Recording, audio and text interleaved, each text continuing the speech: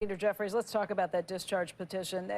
You need 218 votes in the House in order to pass that. You've got 214 members in the Democratic caucus, so you only need 4 House Republicans to have to sign onto it to get this passed. But the idea of saying that this is a 3-year extension instead of a 1 or even 2-year extension has any potential Republicans saying, forget it, this is dead on arrival. That's the opinion of Representative Don Bacon. He's a Republican from Nebraska who has been working with the idea of potentially extending for 2 years. But 3 years, they say, is dead on arrival. So if this is something that you want to satiate, if you want to get done, you are going to need at least some Republicans to come over. Why not start with a 1-year extension or potentially even a 2-year extension?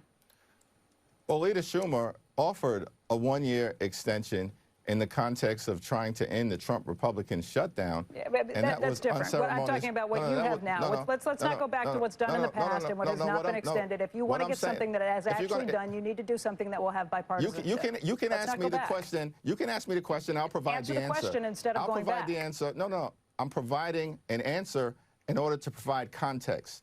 Republicans have repeatedly refused to take yes for an answer.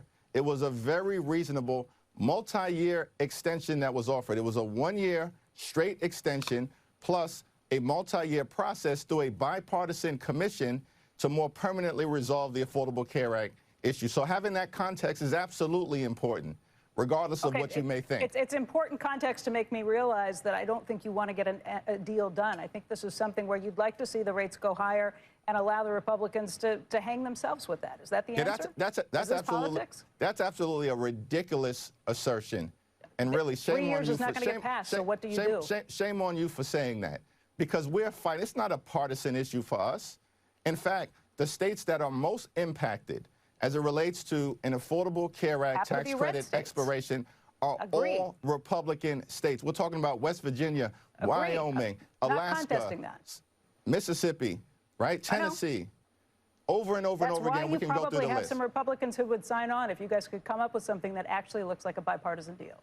Listen, this is not a partisan fight for us. It's a patriotic fight. We're fighting for every constituent, even if Republicans aren't necessarily fighting for their own constituent. We want to find a bipartisan path forward. And that is what we've repeatedly indicated we want to do. Like, we want to sit down and have a reasonable discussion, find common ground to address this issue.